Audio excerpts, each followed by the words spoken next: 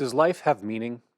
All the things that have happened to you, the good, the bad, the ugly, the beautiful, everything that has occurred in your life, the question that faith asks is there a purpose behind it, or is it all just random happenstance? Well, the book of Esther has an answer for us, and that's what we're talking about this week. Kindred UMC live show features adults discussing adult topics, occasionally with adult language. It may not be suitable for young viewers. Please use discretion before watching. Quick note from the idiot who forgot to hit record on the camera. This week there is no video, but we did manage to capture audio, so please enjoy. Hello all. Welcome once again to the Kindred UMC pre-recorded live show, coming to you not live, but pre-recorded from my front room, aka Kindred Studio A. My name is Chris Hayden. I am the pastor of Kindred UMC. My name is Ann, and I'm the treasurer for Kindred UMC. My name's Andrew, and I don't have an official title yet. Bum, bum, bum. Once again, we are using handheld microphones. This is the second time we have attempted to do so. So please, genuine feedback in the comments is welcome, and please let us know if this is a good or bad thing. Also, we've got a little backup mic here, and there is a Jonah in the room who has been known to make dog noises on occasion. So we are continuing our journey through the Bible from the lens of a female empowered feminist perspective, and we're calling it Barbies in the Bible, and we are this week looking at Esther. So before we get into the text, what do you know about Esther? It's okay to say, I don't know anything. I remember watching The Veggie Tale with my younger siblings. I don't remember much other than she had good hair. That's actually kind of right on point, actually. We're going to talk about that. Yeah, I remember absolutely nothing. I feel like she's probably someone's wife, but that seems like cheating. That's true, yes. True on two counts. She is someone's wife, and that is cheating. Yes, absolutely. Yes, so the book of Esther it's kind of, I guess you would consider it a minor prophet. It's in the minor prophet section of the Bible. If you don't know what that means, don't worry about it. But one of the things we have to talk about before we talk about the book is the nature of the book. So one of the questions we get asked when we go through ordination and we get scrutinized by other pastors and people who are like, are you actually called to be a pastor? One of the major questions we have to ask is, how is the Bible true? How is the Bible true? And quite frankly, if you say that the Bible is literal and inerrant, you will not pass. Unless you can really seriously argue that point, But I haven't heard an intelligent person argue that point very well once in my life, actually. Never once have I heard it happen. So it begs the question. It doesn't beg the question. What I'm about to tell you begs the question. We know for a fact this story takes place around historical figures, namely the Persian king Xerxes the First. If you've ever seen 300, he's the big tall guy with all the gold. He's the bad guy in 300. So he is one of the main characters in this, and it's set during his reign, and Esther ends up being his queen. Okay, now early on in the story, there's another queen named Vashti who is dismissed for disobeying the king. She breaks the law by not following the king's orders. We know historically for a fact that none of that is true. We absolutely know it. Persia was at war. They were fighting the Battle of Salamis. It's not really pronounced that way, but I think it's really fun to say Salamis because that's how it's spelled. And Xerxes was there fighting that battle. So when all this takes place in Persia, we know that he wasn't there. Secondly, his queen was named Amistris, which the only reason I stumble over the pronunciation is because it's fun to call her a mistress. because he married a mistress. And she was Persian royalty, and she was never dismissed as queen. So it's like there's just some fundamental factual things that we absolutely know did not occur that this story claims occurred. But the mistake would be to assume that the original readers assumed that this was literal truth. They did not. So kind of the first question we have to ask ourselves is, what is the nature of this book? And I would posit to you that the nature of this book is romance fiction. It's like a Jane Austen novel, you know? Or did you ever? You might be a little too young. Did you ever see the movie Kama Sutra? No. Yeah. Well, it's probably good that you didn't, because there was boobies in it, and yeah, and we don't want to shock the world with boobies. Although Esther's boobies do end up saving all the Jews, but whatever. Yeah. So this is fiction. It's intentional fiction. And so that begs the question, why would we even bother reading it if it's not true? And I will give you this quote from C.M. Bechtel. He's the guy who wrote the interpretation commentary on the Book of Esther. And he says, fiction is not the absence of truth, but rather the vehicle for it. And I think that is very, very helpful. And when we think about some of the best stories in our lives, they have a way of imbuing truth while still being fictional and fanciful and fun. That's what this book is. So, as I said, the book is 10 chapters, so I'm going to sum up a bunch because I'm not going to read 10 chapters to you both or to you at home. Because that would be boring and weird. So the king hosts a banquet. His queen Vashti does not come to the banquet against his orders. He dismisses her and finds a new queen. And so they rally up all these beautiful virgins from all over the land, women virgins, and they prepare them for 12 months. I mean, like anointing oil and training and cleaning, like high levels of cleaning in the ancient Near East, you know, like actual running water and things like that, and present each of these virgins to the king. And Esther is the one who catches his eye and is charming and catches his ear, and he's just like, yeah, that's the one for me, and he makes her queen. Little does he know, Esther is Jewish. And she is the adopted daughter of Mordecai, he's like a grand uncle to her basically, but he brings her in. And Mordecai is also involved in the royal court as well. And so Esther is queen, and Mordecai is her kind of adopted father, her patriarchal family member. And as in all political, if you've ever watched Game of Thrones or any of the fiction that's alike, there's this other kind of intrigue going on, which is Haman, a guy named Haman, who he wants to climb the political ladder. And he does so successfully. He becomes like the king's right-hand man.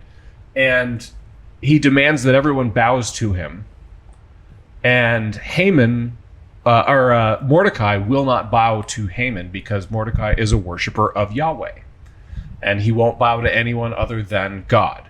And so Haman gets butthurt about it, demands, like, let's kill all the Jews. And the king's like, okay, whatever. Not know, you know, because this is the largest empire in the world at this time. It's just millions and millions and millions of people. And so he's like, okay, whatever. And so Haman sends out this decree to every city-state, every province of the Persian Empire that on this specific day, they're going to kill all the Jews. Like, that's how much he hates Mordecai. And so Mordecai finds out about this. He's incredibly distraught, and he reaches out to his adopted daughter Esther, who happens to be the queen, and kind of begs her to intercede. And so that's where we're going to pick up the story. So I know that's a lot of exposition, but trust me, it would have been longer if I read it. So we are going to read Esther chapter 4, verses 5 through 16, and they sound like this. This is right after Mordecai finds out and then kind of contacts Esther. All right, verse 5. Then Esther summoned Hacrathias, the more updated version just says Hakrath. Hakrath the eunuch who attended her, so her servant basically, and ordered him to get accurate information from Mordecai.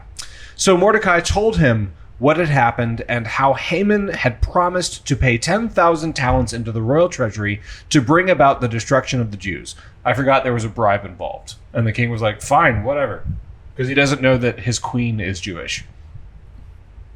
Verse 8, he also gave him a copy of what had been posted in Susa for their destruction to show to Esther. So that's the decree that went out. He wrote it in Susa. That's the name of the city where they are. So the decree in Susa. And he told him to charge her to go to the king and plead for his favor on behalf of the people. Remember, he said, the days when you were an ordinary person being brought up under my care. For Haman, who stands next to the king, has spoken against us and demands our death. Call upon the Lord, then seek to the king in our behalf, and save us from death. So Mordecai is begging Esther to go to the king and explain everything and be like, get rid of this guy, save our people. Verse 9. Hacrathias, went in and told Esther all these things, and she said to him, go to Mordecai and say, all nations of the empire know that if any man or woman goes to the king inside the inner court without being called, there is no escape for that person. So if you go without being called, you will be put to death. Only the one to whom the king stretches out the golden scepter is safe, and it is now 30 days since I was called to go to the king. So she hasn't had an audience with the king for about a month, basically. And there's this real life or death stake that's going on with her walking into the king's court unannounced. When Hacrathias delivered her entire message to Mordecai, Mordecai told him to go back and say to her, Esther, do not say to yourself that you alone among the Jews will escape alive. For if you keep quiet at such a time as this, help and protection will come to the Jews from another quarter, but you and your father's family will perish.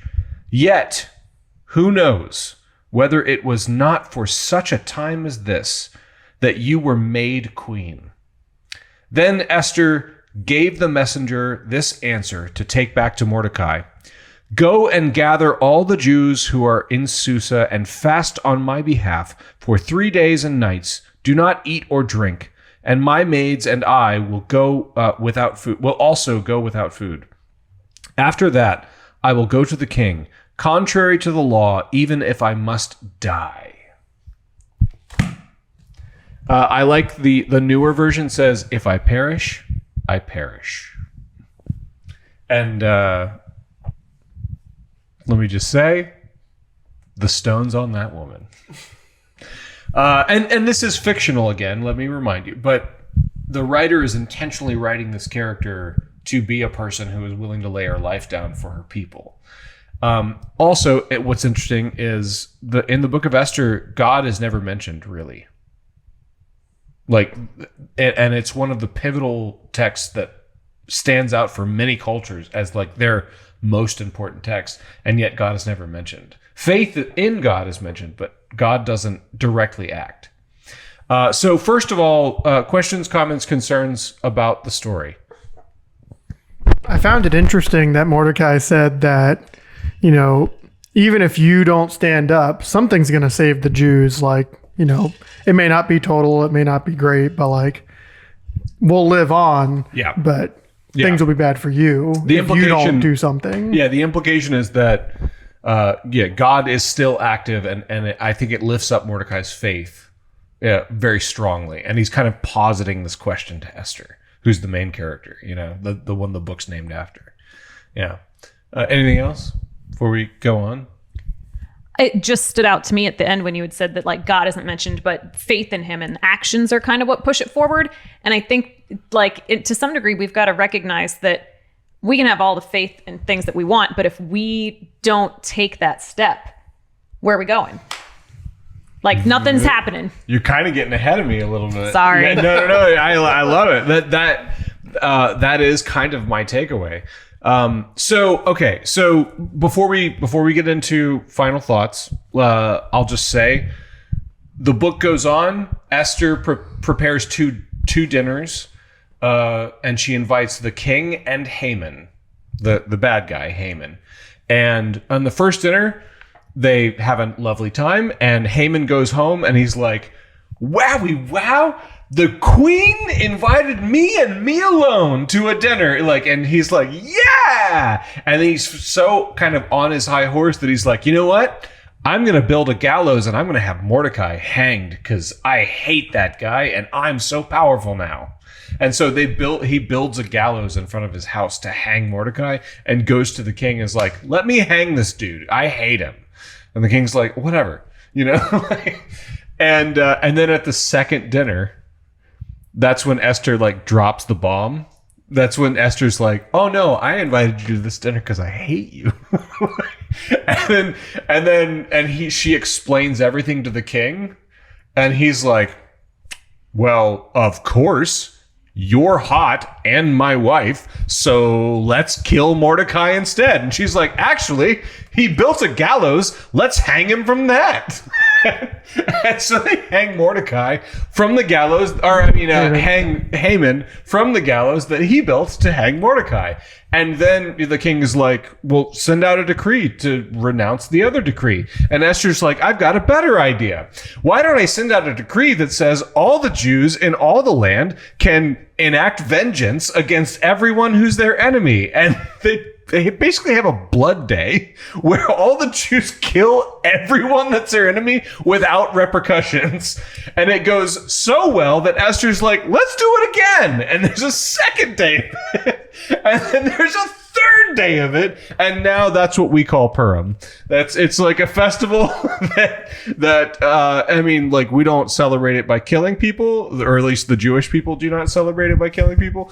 But they do, it's like costumes and gift giving and feasts and food and drink and that kind of a thing. It's a great, if you know any Jewish people, I highly recommend go check out Purim. But it is essentially rooted in a bloodbath. So that's where the idea for the purge came from. Right. Yeah. It is like, I remember watching trailers for the purge and being like, "This is ridiculous." And of course that was before I got deep into studying scripture. And now I'm like, "Oh no, it makes a lot of sense actually." We've actually been down this road before and now we still celebrate it to this day. Just a bloodbath of vengeance. Now it is certainly unpalatable to modern sensibilities, I would say, and not something we should be imitating. However, it's important, if we're going to understand the nature of the story, to kind of get into the heads of the people who were originally reading it, and they would have seen. You got to remember, the original audience was a defeated and conquered and destroyed people. They were foreigners in a foreign land, exiled, forced to be there. And this was like, "Yeah, screw those guys." Like it was a good story to them. So that's important to understand. And once again, I iterate, this is why we don't take the Bible literally. Because if you read this story literally, you ought to walk away being like, "Oh, so we should destroy all of our enemies, gain political power, and we should all be fascists. We should all be Nazi fascists and figure out which race of humans is against us and eradicate them." It's like, we shouldn't read the Bible literally. You missed the part where we have to be pretty enough. Yes. Definitely. push-up bras and makeup so that you can attract the king's eye, so that then you can enact vengeance against your enemies. We all know that, right? Be hot, do murder. Yes, be hot, do murder. Yeah, maybe that's what I'll call this video. Be hot, do murder. So this is why we should not read the Bible literally, because we will come away with horrifyingly evil results. But it, again, begs the question, so how can we, kind of getting into the mindset and trying to kind of see it from the perspective of the original writer, the original audience, what do you make of this story? Like, how would you apply this to your modern day existence? Because that's why the story was written and why it's been codified in canon. I think one of the big things for me was when Mordecai said to her, you've been put in this position. What if it was for this moment? And I think we don't always see it in the moment that we're having to face whatever it is. But even in the lows, sometimes there's a reason we're down there. And the other way too. Sometimes we're, living it up and we forget that, oh, right, I'm on this high, everything's going great, but there's something else going on. Right. Or like I'm put in this position because I'm supposed to be doing blank. And like we let that fall to the wayside sometimes. Like I think, we talk a little bit last time about, Privilege. Yes, but the Spider-Man quote, responsibility. Oh, yeah. The with great power comes great responsibility. I kept trying to do it backwards in my head. I don't know what happened there. That's the problem, is with great power doesn't come great responsibility. Right. With great power ought to come great responsibility. And I think, and whether we have power that is great or we have very little, I think the responsibility is definitely put on in this story, in my opinion. And again, it's that you need to be doing something. I want to say, so, most of our audience, most of our congregation they're younger people who are kind of just starting out their lives.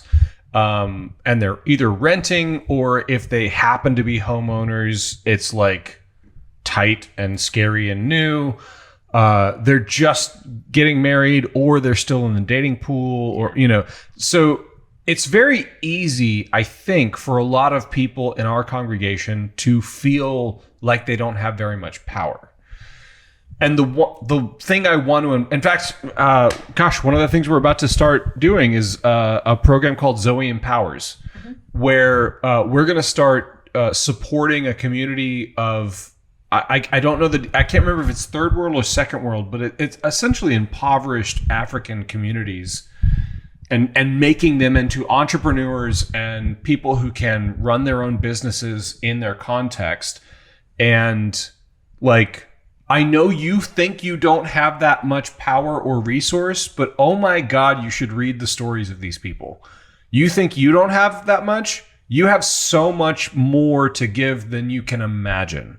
And I don't mean to kind of like sideline or sidestep yes, corporations are evil. Yes. Yes. There is an oppressive force that is active in our world, and especially active in the United States. Yes, I'm with you in that. However, even with that, you have so much more power and freedom than most of the rest of the people in the world. And you have something to give and something to offer. And I agree with you. I think that is one of the major thrusts of this book and this story.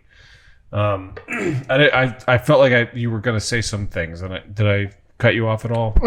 No, I think you guys pretty much covered it. I was just, the phrase that I was thinking of was like, you've been given the tools of your own salvation. So it's like there's a story that I've always heard. It's like somebody stuck in a flood, and people keep repeatedly coming to save them, and they keep being like, "No, God will save me," and then they end up dying and being like, "Yeah, what happened?" It's like, there's a guy in a canoe, and then there's a guy in a motorboat, and then there's a helicopter. Yeah, it's like, I sent you all these things, and you refused them all. So that's the sort of vibe I get, where it's like. Yeah. Mordecai is like, yeah, you are probably safe. He doesn't know that you're Jewish. Like, you'll probably be fine, but you've been put in this position to help others, so you should use that. Like, how we use our privilege and our power matters to God.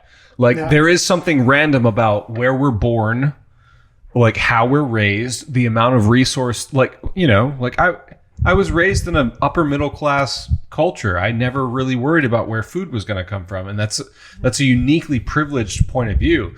And it's one thing to just be like, yay. And it's another thing to be like, oh, that could have gone so much worse. Thank God for that. And what responsibility do I have to that? Because that's the element that stands out to me in the story. So the point that Mordecai makes is, God, he doesn't say it in these words, but he's making the point. God is faithful. God will redeem our people somehow. Rescue is coming. Do you want to be a part of it or not? And I think that choice, the choice that he extends to the person in power and in privilege, it is like the key to this story. Mordecai is essentially saying, do you want to cooperate with this kingdom of heaven idea that is exploding in our midst? Do you want to cooperate with the force of grace that is trying to rescue and redeem? Or do you want to just play it safe? Do you want to just protect your own butt? You know? And our hero, and this is the point of heroism in the story. Our hero says, if I perish, I perish. I will go before the king. And so be it. You know, like, I will take the risk. I will speak out against evil. I will draw this line in the sand. And if it kills me, then so be it. And like, that's the act of a hero. And that's why she is a heroine. That's why she's a Barbie in the Bible. All right, we've gone a little long, so as I often do. So may the Lord bless you and keep you. May the Lord make his face to shine upon you and be gracious unto you. May the Lord lift up his countenance upon you and give you peace. Amen. Amen. Ah, woman. Yeah.